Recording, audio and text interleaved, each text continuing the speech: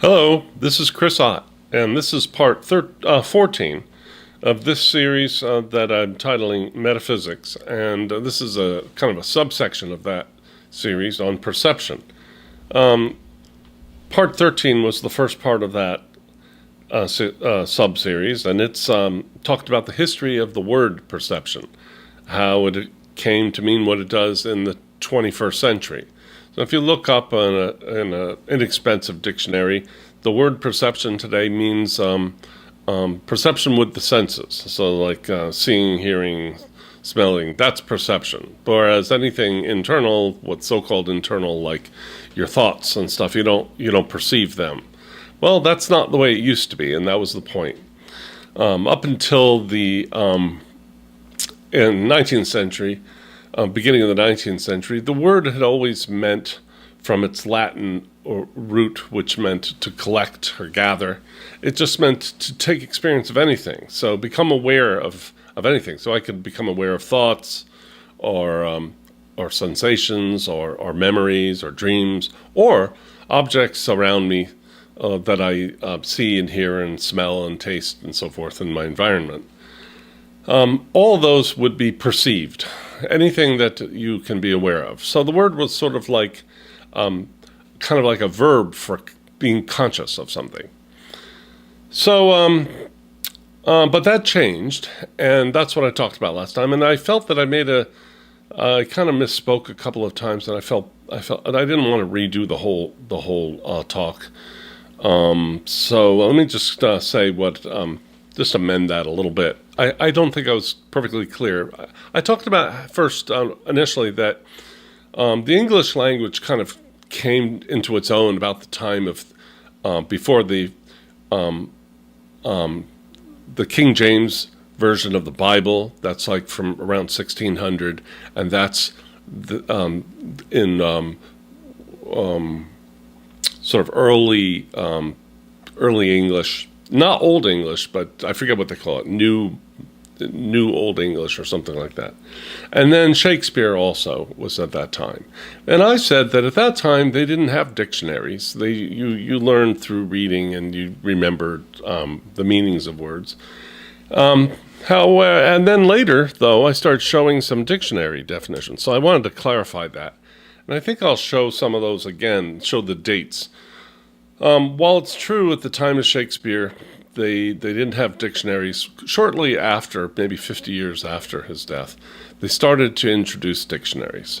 I think the first one was like 1638, and they were short. They were just lists of words, and then they got new versions. They got better and better.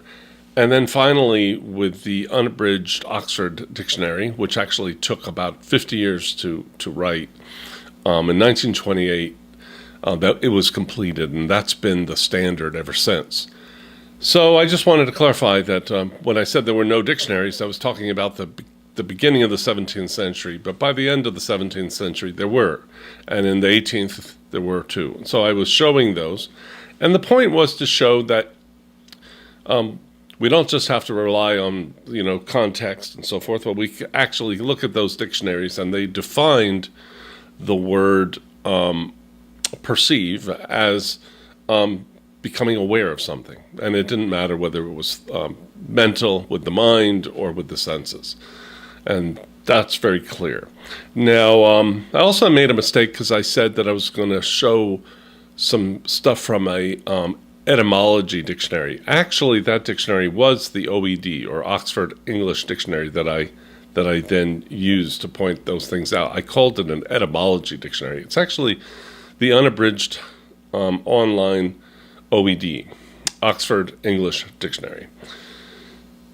And it showed the same thing. It showed where it changed. It changed to its modern, more restricted use, the word perceive and perception. Okay, so that's all I wanted to say. Now I want to go on, and there's a reason that I needed to have that part come first.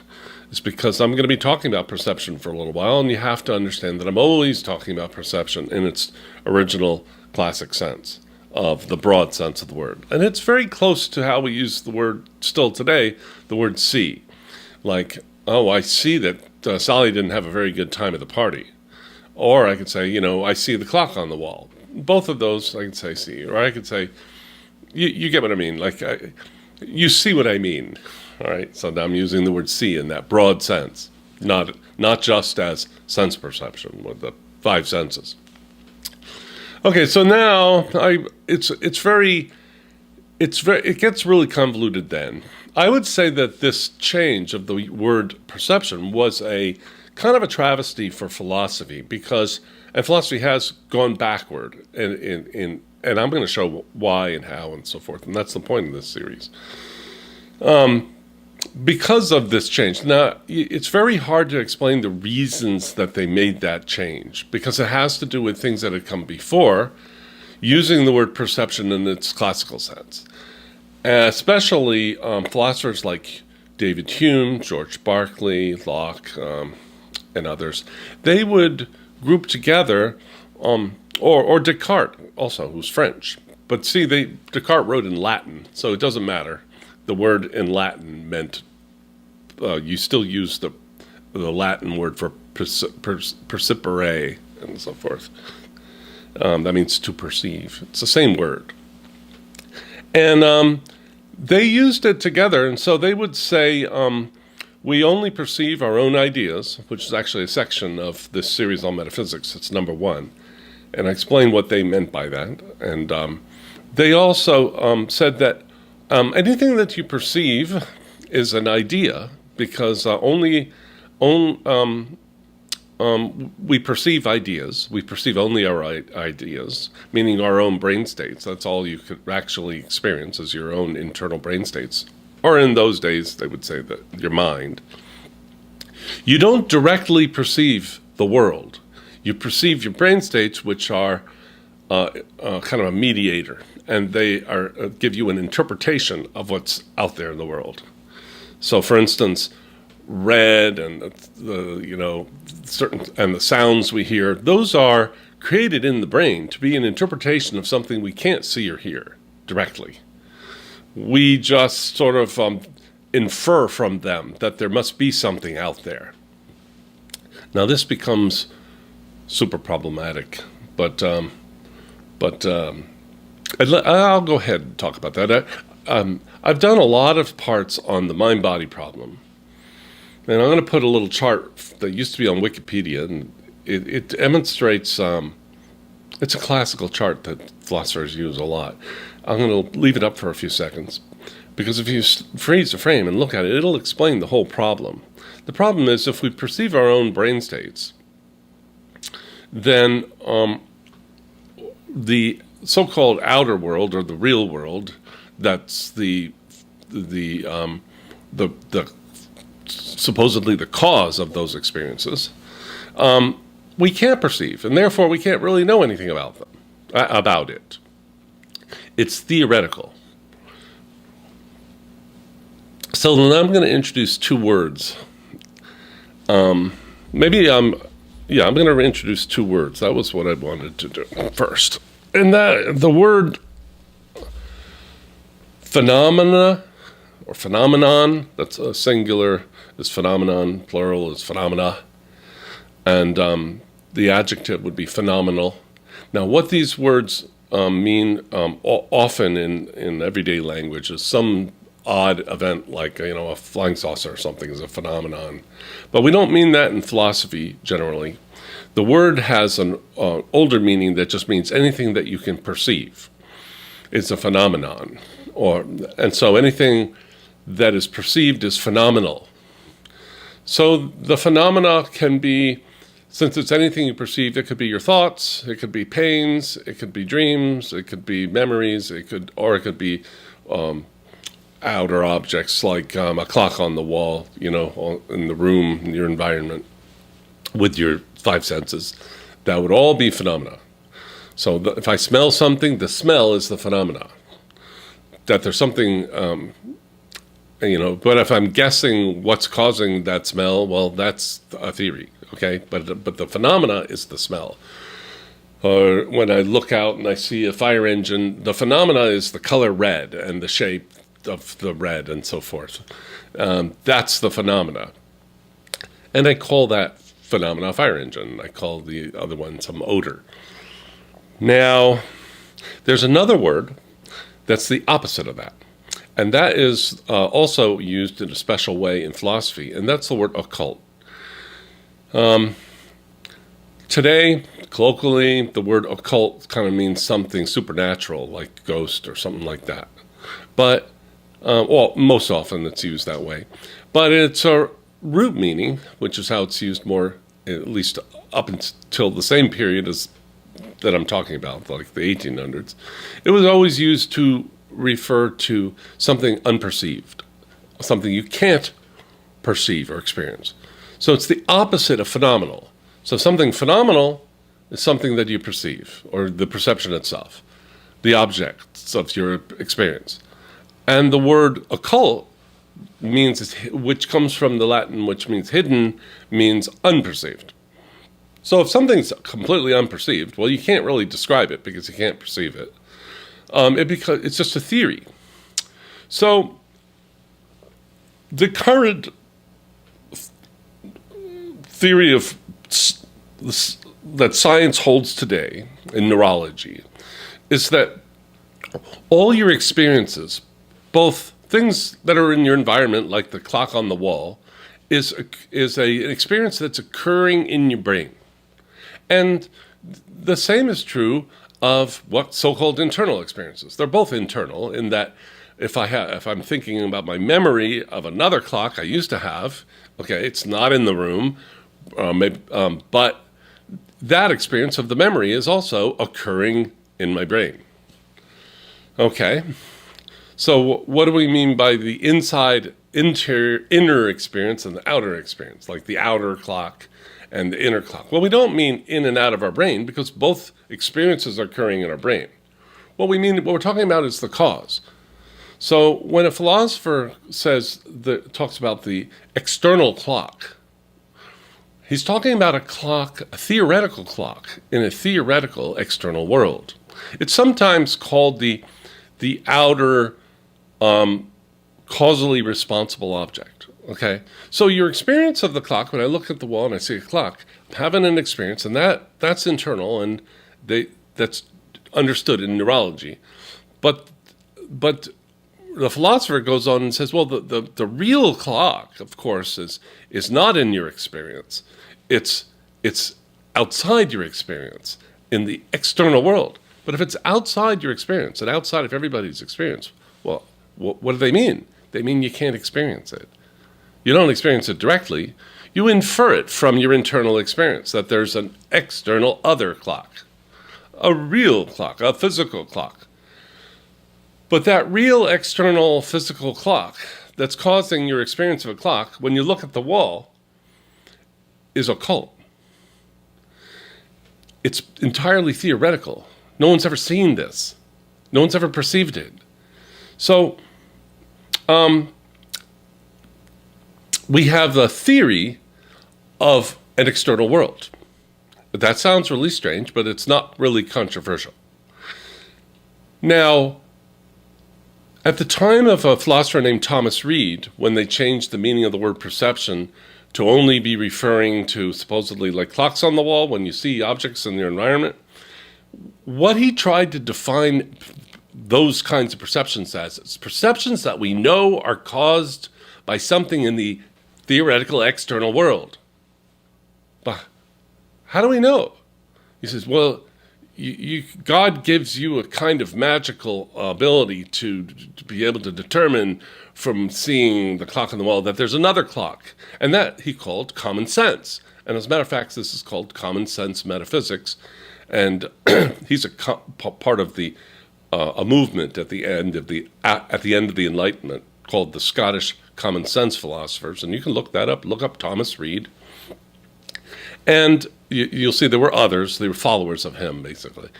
And they thought that it's just common sense that there's another clock in another world we can't perceive. Well, I'm not the first to point out, there's nothing common sense about that.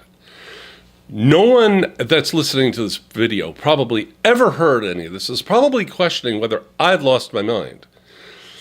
The fact is that this external world is only something that philosophers talk about and obsess upon. Ordinary people who have common sense, literally have common sense, a good horse sense, and they're common people. They're not philosophers. They might be, brain surgeons, but they don't have this idea that there's another theoretical world called the external world, and that's the real world. The actual common sense, normal, healthy way to look at things, like if you asked anybody who was like well-adjusted, you'd say, well, look at that fire engine across the street, and they'd look, they see it. Are you looking at the real physical fire engine? And they go, of course I am. What are you talking about? Yeah, that's the physical, real fire engine. And they'd be pointing at that fire engine, which is part of their experience, their internal experience. Now, the reason I sound like I'm nuts is it sounds like I'm implying there's no real fire engine out there, that it's just all in your head. Well, that's not what I'm saying. But it does sound like that, and I'm going to tell you why. But anyway, that idea that everything's in Chris Ott's head, if Chris Ott thought that would be a condition called solipsism, a condition no one has ever really had. It's not a real condition. It's a theoretical condition. It's a theory that there might be people who think everything's in their head, but I don't think anyone's ever been, gone through psychoanalysis and they determined that they thought everything was in their head. We all get that things are not in their head, okay?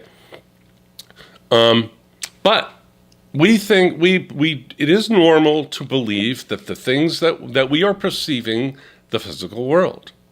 It is not normal to believe that we're perceiving only our own brain states and that the external world can never be perceived. So let me say where this whole confusion comes from. And this is the mind-body problem. The mind-body problem is, well, if there's this other fire engine causing the fire engine I'm perceiving, well, how do we know that there is, since we can't perceive it? And how does it cause our experience of it? Well, we wouldn't even be able to do any tests to find out because we don't perceive it. So it doesn't even belong to science. It only belongs to conjectural philosophy, the idea that the physical world is something we don't perceive. So the whole problem with this comes from a dichotomy between internal and external experience. That's the problem. Now I'm going to say where this comes from. And this is in my second book. I think it's pretty clear there, too. I'm going to say where that comes from, but I'm going to show why it doesn't have any meaning. Obviously, if I see a clock on the wall in my apartment, and I say that's an external experience, and then I have a memory, and I go, well, I'm not perceiving that. That's because that's not caused by something in the theoretical external world. This doesn't really work because what am I even talking about? I'm talking so theoretically that I don't even know, and they don't know how this works, this external world in relation to the internal world. That's the mind-body problem. Your experience is called the mind, and the theoretical world, that's called the body. So the whole physical world is just theoretical in philosophy. But they're going to say, yeah, but it's common sense. I mean, no, it's not actually common sense because it's not what people think. Common sense is that you experience the actual world directly, okay? When I look at my hand, that's my hand, okay? That's long been called common sense. So I'll explain where this comes from.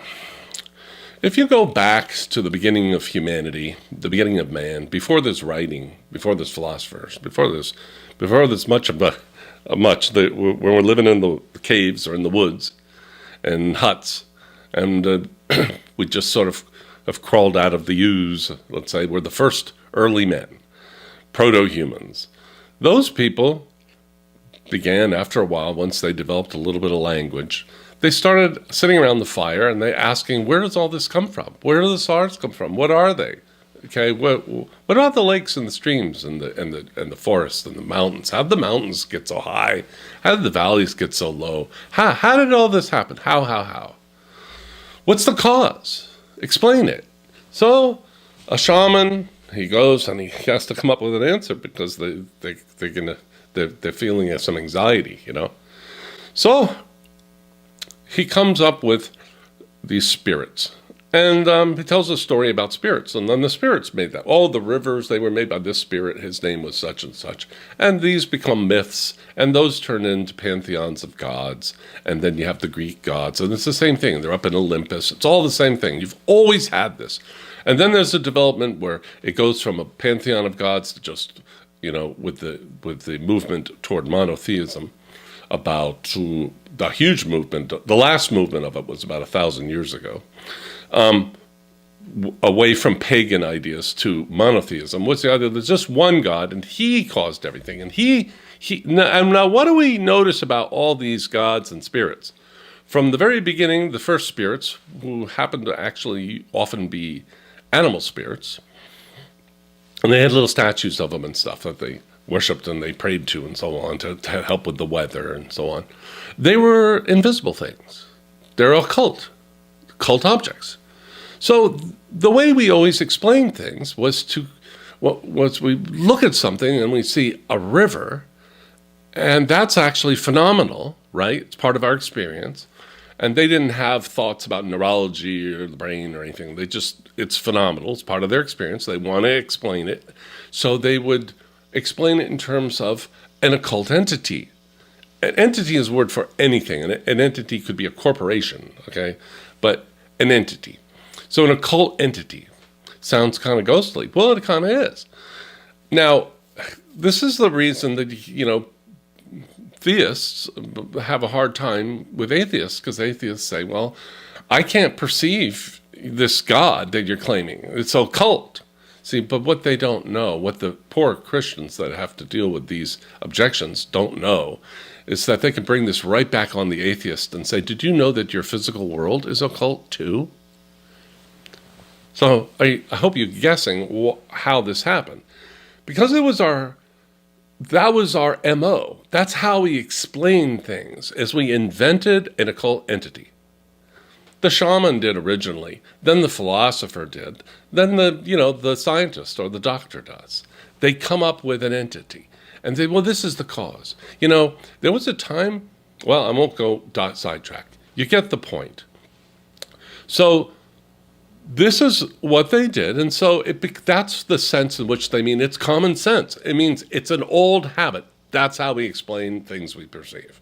We make up something like them that made them. For instance, where do people come from? The ones we perceive. From people we don't perceive. In Olympus, which we don't perceive. It's kind of like, where do people come from? People. But invisible people. Well, where do fire engines come from? Well, an invisible fire engine in an invisible world. That's where that comes from. And we're still talking like that. And philosophers were...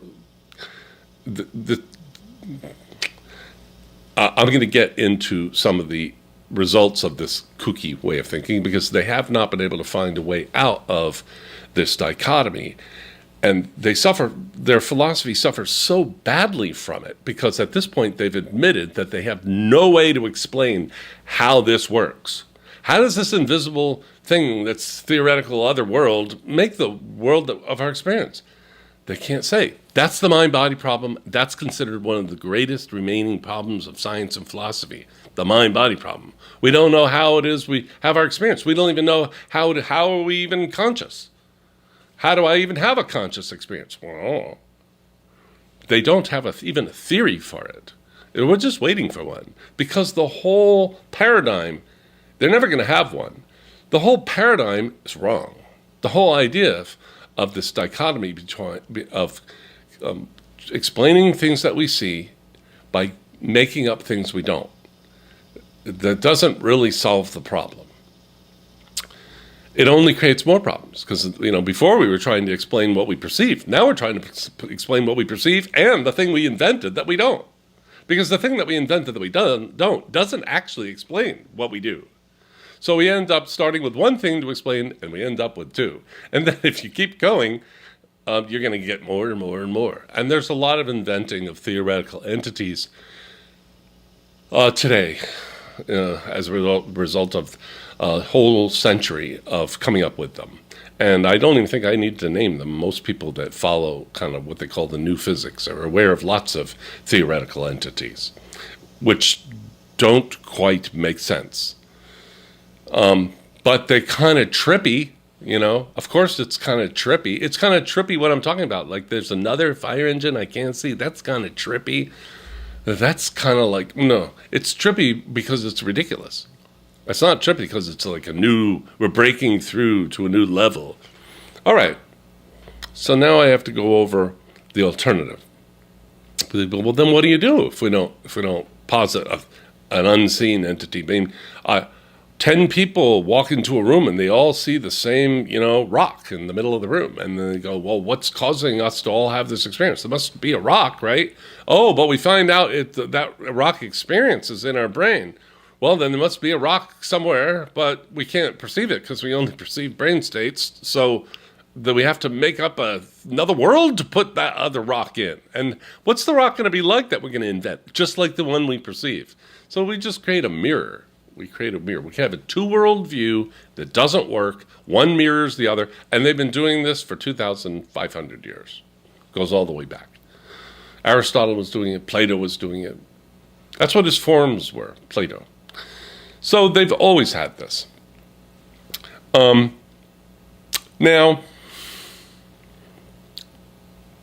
this is why perception has always been hard to explain, because we've always been trying to explain it in terms of these invisible entities that don't make any sense. Well, there's no explanation that's forthcoming. Now, by the way, some people will think, oh no, we know all about perception now because we know all about brains and how brains work and how they move and how the neurons do this and that and how they send messages, and none of that explains perception, though. All those are part of the experiential world. Your brain, it's kind of an inconvenient fact that your brain is in this world, in this experiential phenomenal world. If the brain's the cause of your experience, well, shouldn't it be over in the occult world? Well, we have another brain over there. If you're able to follow this, you should be able to. You can slow it down and repeat it, what I say, or you could order my book, but it's expensive. But if anybody ever emails me and asks me for a copy, I'll send you one for $10, including shipping. All right, signed. So that's an offer. That's my second book, The Evolution of Perception Re-Explained. I'll send that. $10. Signed, including shipping. Online, it's $26.99, but they do sales on Amazon from time to time. So let me go on. So, as I said, the MO of human beings when trying to explain things was always to come up with some theoretical entity that you can't perceive, so you can't really argue against it. You just have to trust the shaman. And that explains it. But how it explains it is never explained. So it's not really an explanation. It's what I call a nominal explanation. It's an explanation in name only. So when I say your experience is caused by, matter, that you don't perceive, well, that's just a word, matter. But since I can't perceive it, it's just a word. And how that causes my experience, well, I can't explain that. So it's only a nominal cause. Like, what's the cause? Matter. It's just a name. It's not a mechanics. All right. Now, unconnected to this, in the 19th century, people started thinking of a new way to explain things. And you see it in every field, but more and more and more. And that is, instead of coming up and positing a theoretical occult entity to explain some phenomena, I come up with a process that I can actually observe. There's some processes that are actually going on in the phenomenal world. And you can go and observe them unlike the occult entity that you can't observe and find out how it works to create what you're experiencing. And you can go and you actually see it happening, creating what you're asking about. So, for instance, like you want to know how did the mountains come from? The old way was to come up with, an invisible spirit that, carved the mountains. But the new way was to look at volcanism and earthquakes and so forth and all those tectonic processes and go, we're watching mountains being created around us all the time. And then you can then extrapolate those out and see how they could have created the mountain. You see the volcanoes keep pushing out magma and so forth, or plates come together like they did from the Himalayas, and they push the mountains up like this, and they discover this by studying the tectonic plates, the movement of the tectonic plates. They've learned how it is that these move. They move because there's a hot inner center of the earth that's constantly sending hot lava to the surface. And now, so there's process. Then other examples are Darwin's evolution. Instead of, he tries to get rid of, as best he can, God, and tries to replace it with a process. So it's his...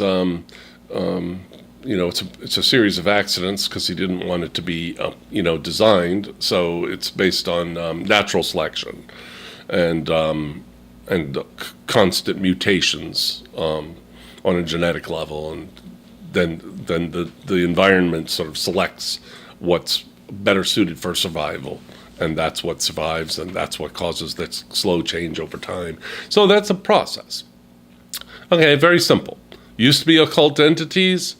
Then we came upon the idea of positing a process. So, why didn't the philosophers start to think about that, about the mind-body problem? Oh, there's a reason.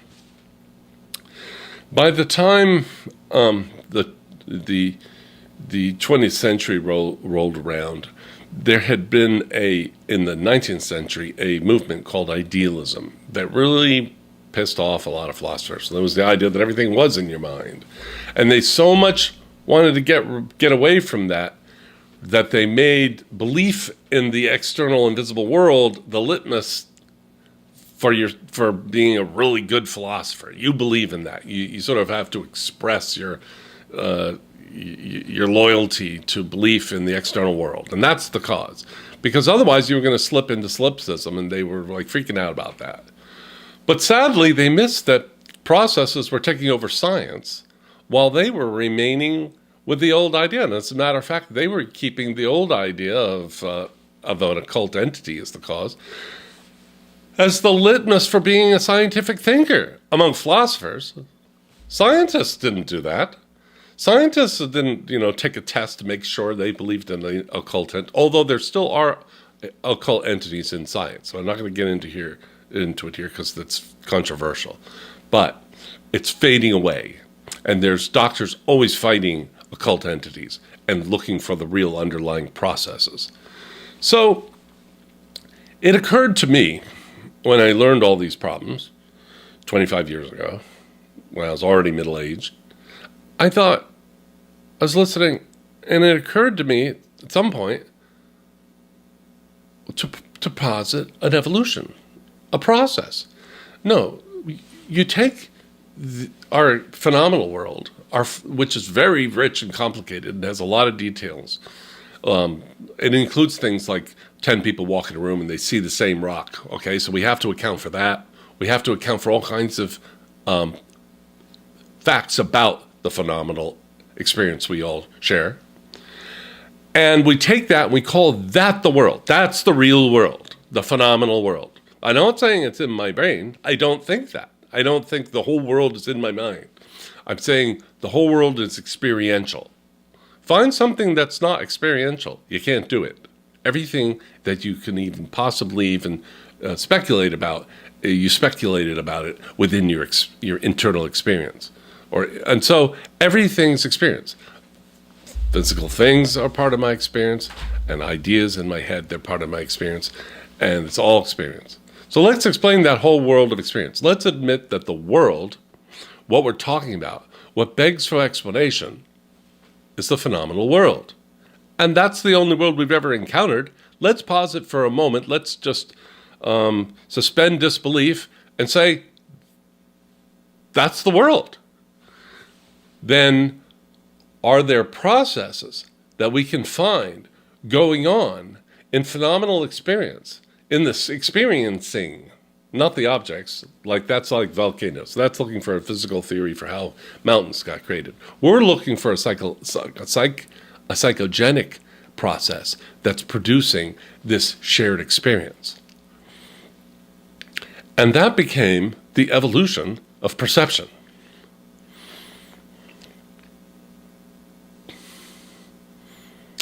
I think that what I just said was clear enough, and I'll continue in the next part. But I'm going to stop here.